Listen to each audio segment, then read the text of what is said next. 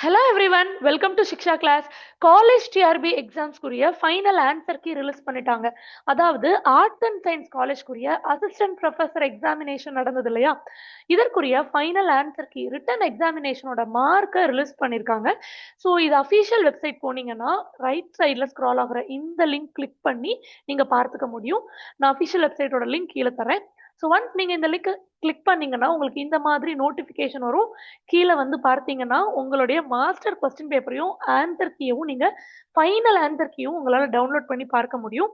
அதற்கு அடுத்ததா நம்ம சப்ஜெக்ட்ல என்னென்ன கேண்டிடேட்ஸ் எல்லாம் செலக்ட் ஆயிருக்காங்க, யாரெல்லாம் குவாலிஃபைடு, யாரெல்லாம் நாட் குவாலிஃபைடு அப்படிங்கிற ஒரு டீட்டெயில்டான மார்க் லிஸ்ட்டும் சப்ஜெக்ட் வைஸ் கொடுத்துருக்காங்க.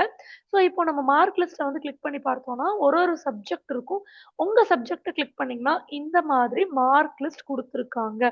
இப்போ இதுல இந்த ஃபர்ஸ்ட் கொடுத்துருக்காங்க இல்லையா, பேப்பர் 1ல பார்ட் ஏ, இது வந்து தமிழ் தகுதி தேர்வை தான் குறிக்குது. இந்த தமிழ் தகுதி தேர்வுல 20 மதிப்பெண்களுக்கு அதிகமா நீங்க எடுத்திருந்தீங்கன்னா நீங்க குவாலிஃபைட். இல்ல 20 மதிப்பெண்களை விட குறைவா எடுத்திருக்கீங்க, இப்போ 19 மதிப்பெண்கள் இந்த மாதிரி எடுத்திருக்கீங்கன்னா நாட் குவாலிஃபைடு அப்படின்னு கொடுத்துருவாங்க. ஸோ இதற்கு அடுத்ததா பேப்பர் 1லயே பார்ட் பி இருக்கு இல்லையா, இது உங்களோட மேஜர் சப்ஜெக்டோட MCQ கொள்குறி வினா.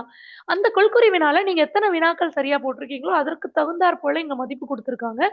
அதற்கு அடுத்ததா பேப்பர் 2லயே நம்ம மத்தியம் எழுதின டிஸ்கிரிப்டிவ், மதியம் வந்து எஸ்ஏ டைப் எழுதணும் இல்லையா, ஸோ இந்த எஸ்ஏ டைப்ல எவ்வளோ மார்க் அப்படின்னு தான் அடுத்து கொடுத்துருக்காங்க. ஸோ இது எல்லாத்தையும் ஆட் பண்ணி டோட்டல் கொடுத்துருக்காங்க. அண்ட் குவாலிஃபைடு அப்படின்னா குவாலிஃபைடுன்னு கொடுத்துருக்காங்க. ஒருவேளை நாட் குவாலிஃபைடுனா நாட் குவாலிஃபைடுன்னு கொடுத்துருக்காங்க. ஸோ இந்த மாதிரி ஒரு சப்ஜெக்ட்டுக்கும் எக்ஸாம்ல அப்பியர் ஆன எல்லா கேண்டிடேட்ஸுடைய மார்க் லிஸ்ட் கொடுத்துருக்காங்க. மார்க் வந்து தனித்தனியாகவும் கொடுத்துருக்காங்க. தமிழ் எலிஜிபிலிட்டியில் எவ்வளோ, MCQல எவ்வளோ, டிஸ்கிரிப்டிவ்ல எவ்வளோ, டோட்டல் மார்க் எவ்வளோ. ஸோ இதெல்லாம் பேஸ் பண்ணி நம்ம குவாலிஃபை ஆகுறோமா இல்லையா இப்படின்னு எக்ஸாம் அப்பியர் ஆன எல்லா ஸ்டூடெண்ட்ஸ்க்கும் கொடுத்துருக்காங்க. ஸோ இப்போ வந்து நம்ம இந்த டிஆர்பி எக்ஸாமுடைய பின்புலம் தெரிஞ்சுக்கணும் அப்படின்னா, இந்த எக்ஸாமினேஷனோட நோட்டிஃபிகேஷன் அக்டோபர் 16ஆம் தேதி 2025 ரிலீஸ் பண்ணுறாங்க.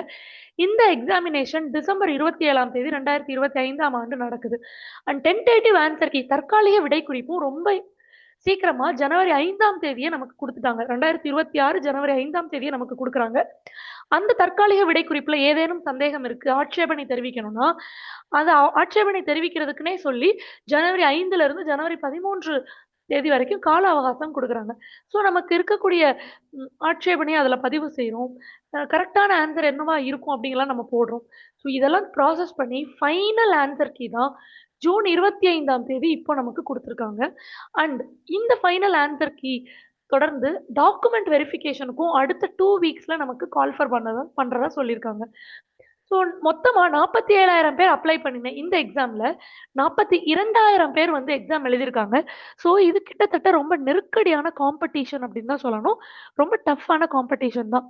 ஆல்மோஸ்ட் எல்லாருமே எக்ஸாம் அட்டன் பண்ணியிருக்கோம். அண்ட் இப்போ கொடுத்துருக்க ஃபைனல் ஆன்சர் கீ இருக்கு இல்லையா, இதுதான் உறுதியான ஆன்சர் கீ. இதை பேஸ் பண்ணி தான் நமக்கு மார்க் கொடுத்துருக்காங்க. இதற்கு அடுத்து ஏதாவது இந்த ஆன்சர் கீழ மாற்றம் இருக்குமா, இல்ல நம்ம வந்து ஆட்சேபனை தெரிவிக்கலாமானா அதெல்லாம் கண்டிப்பா கிடையாது. இதுதான் ஃபைனல் ஆன்சர் கீ. இதுல நம்ம ஆட்சேபனை தெரிவிக்க முடியாது. இந்த ஆன்சர் கீழ எந்த விதமான மாற்றமும் கிடையாது. இதன் அடிப்படையில தான் நம்மளுடைய மார்க் கொடுத்து மார்க் லிஸ்ட்டை உருவாக்கி இருக்காங்க அப்படின்னும் சொல்லப்படுது. ஸோ இதெல்லாமே இன்னைக்கு வந்து நோட்டிஃபிகேஷன்ல ரொம்ப முக்கியமான பாயிண்ட்.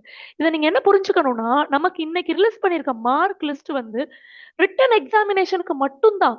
அதாவது டிசம்பர் 27ஆம் தேதி நம்ம போய் எழுதிட்டு வந்தோம் இல்லையா, அந்த ரிட்டன் எக்ஸாமினேஷனோட மார்க் மட்டும்தான் இதுல இருக்கு. அதுலயுமே தமிழ் மார்க்கை வந்து இதுல சேர்த்துக்க மாட்டாங்க. தமிழ் அந்த எலிஜிபிலிட்டி டெஸ்ட் இருக்கு இல்லையா, அந்த மார்க் இதுல சேர்த்துக்க மாட்டாங்க. பேப்பர் 1ல இருக்கக்கூடிய பார்ட் பி, நம்மளோட மேஜர் சப்ஜெக்ட்ல இருக்கக்கூடிய MCQ கொள்குறி வினா, அதுல எவ்வளவு மார்க், அப்புறம் மத்தியம் எழுதின பேப்பர் 2ல இருக்கக்கூடிய அந்த எஸ்ஏ டைப், அதுல எவ்வளவு மார்க், இது ரெண்டோட டோட்டல் தான் நம்ம ரிட்டன் எக்ஸாமினேஷன் மார்க்கா சொல்றோம். அண்ட் இது நம்மளுடைய ஃபைனல் மார்க் கிடையாது. இதை நீங்க தெளிவா புரிஞ்சுக்கணும். ஸோ ஃபைனல் மார்க்குக்கு என்ன பண்ணுவாங்க அப்படின்னா, நம்மளோட டீச்சிங் எக்ஸ்பீரியன்ஸை ஆட் பண்ணுவாங்க. ஸோ டீச்சிங் எக்ஸ்பீரியன்ஸ் ரொம்ப முக்கியம். டீச்சிங் எக்ஸ்பீரியன்ஸ் சர்டிஃபிகேட் வந்து நம்ம அப்ளை பண்ணும்போதே சப்மிட் பண்ணியிருப்போம். அதை பேஸ் பண்ணி நமக்கு டாக்குமெண்ட் வெரிஃபிகேஷன் அப்போ இந்த டீச்சிங் எக்ஸ்பீரியன்ஸோட மார்க்கை ஆட் பண்ணுவாங்க. ஸோ இப்போ பப்ளிஷ் பண்ணியிருக்க மார்க் ஜஸ்ட் ரிட்டன் எக்ஸாமினேஷனோட மார்க் மட்டும்தான். ஆனால் டாக்குமெண்ட் வெரிஃபிகேஷனுக்கு அப்புறமா தான் நம்மளோட எக்ஸ்பீரியன்ஸ் மார்க்கை ஆட் பண்ணுவாங்க. ஸோ இதை வந்து நீங்கள் நல்லா தெளிவாக புரிஞ்சுக்கணும். சரியா? ஓகே. ஸோ இப்போ அடுத்ததா நம்ம என்ன பண்ணணும்? டாக்குமெண்ட் வெரிஃபிகேஷனுக்கு நம்ம தயாராகணும். அடுத்த 2 வாரங்களுக்குள்ள டாக்குமெண்ட் வெரிஃபிகேஷன் பற்றிய தகவல் டிஆர்பியோட அஃபிஷியல் வெப்சைட்ல சொல்லுவாங்க. நானும் உங்களுக்கு இம்மீடியட்டா நோட்டிஃபிகேஷன் தரேன். So stay tune with Shiksha class. சரியா? ஸோ அடுத்ததா இந்த சர்டிஃபிகேட் வெரிஃபிகேஷன் எங்க நடக்கும்?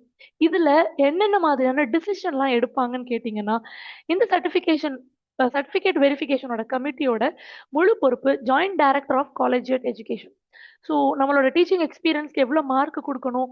நம்மளோட காலேஜ் டிகிரியோட ஈக்குவலன்ஸ் எப்படி இருக்கு? நம்மளோட எம்ஃபில், பிஹெச்டியோட ரெலவன்ஸ் எப்படி இருக்கு? ஸோ இது தொடர்பான முக்கியமான முடிவுகள் எடுக்கக்கூடிய முழு பொறுப்பும் ஜாயிண்ட் டைரக்டரேட் ஆஃப் காலேஜியேட் எஜுகேஷன்ட்ட தான் இருக்கு. அவங்க எடுக்கக்கூடிய முடிவு தான் ஃபைனல். சர்டிஃபிகேட் வெரிஃபிகேஷன் அப்போ நீங்க கண்டிப்பா உங்களுடைய பிரசன்ஸ் அங்க குடுக்கணும். ஒருவேளை சர்டிஃபிகேட் வெரிஃபிகேஷன் அப்போ நீங்க ஆப்சென்ட் ஆயிட்டீங்கன்னா, உங்களுக்கு ஆப்சென்ட்ஸ்ன்னு போட்டுருவாங்க. ஸோ உங்களுக்கு குடுக்குற டேட் அண்ட் டைம கரெக்ட்டா யூஸ் பண்ணி நீங்க அந்த வென்யூக்கு போணும். அண்ட் ஆல்சோ நீங்க எக்ஸாம் அப்ளை பண்ணும்போது என்னென்ன சர்டிஃபிகேட்ஸ்லாம் சப்மிட் பண்ணீங்களோ, அந்த எல்லா சர்டிஃபிகேட்ஸையும் ஒரிஜினலாவும் எடுத்துட்டு போகணும். அண்ட் ஜெராக்ஸ் காப்பியுமே நீங்க எடுத்துட்டு போகணும்.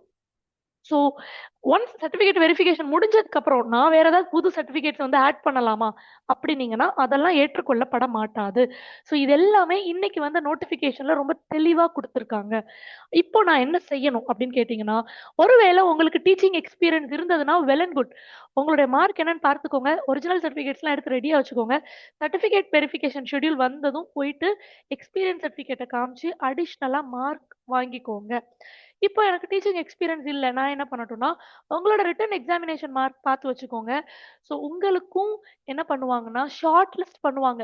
யார் யாருக்கெல்லாம் எக்ஸ்பீரியன்ஸ் மார்க் குடுக்கணுமோ, அதெல்லாம் குடுத்து ஆட் பண்ணிட்டு, ஷார்ட் லிஸ்ட் பண்ணி ஒரு மார்க் குடுப்பாங்க இல்லையா?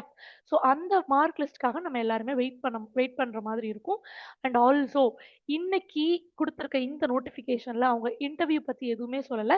ஐ திங்க் டீச்சிங் எக்ஸ்பீரியன்ஸோட மார்க் எல்லாம் ஆட் பண்ணிட்டு, இதற்கு அடுத்து வரக்கூடிய அந்த ஷார்ட் லிஸ்ட் டாக்குமெண்ட்ட பொறுத்து தான், அதுல ஏன்னா இப்ப எக்ஸ்பீரியன்ஸ் மார்க் ஆட் பண்ணும்போது, இந்த இப்ப குடுத்திருக்க இந்த மார்க் லிஸ்ட்ல இருக்கக்கூடிய வரிசை கண்டிப்பா மாறுபடும்.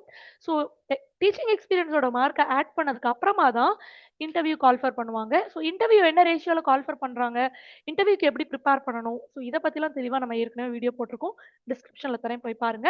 அண்ட் ஆல்சோ இன்டர்வியூக்குரிய கிளாஸஸ் போயிட்டு இருக்கு. நீங்க கைடன்ஸ் எடுத்துக்கலாம். ஸோ இதற்கு அடுத்து என்ன நடக்கும் அப்படின்னா, நான் சொன்ன மாதிரி டாக்குமெண்ட் வெரிஃபிகேஷனுக்குன்னு ஒரு நோட்டிஃபிகேஷன் தெளிவா குடுப்பாங்க. டாக்குமெண்ட் வெரிஃபை பண்றதுக்குரிய சர்டிஃபிகேட்ஸ்லாம் நம்ம எடுத்துட்டு போற மாதிரி இருக்கும்.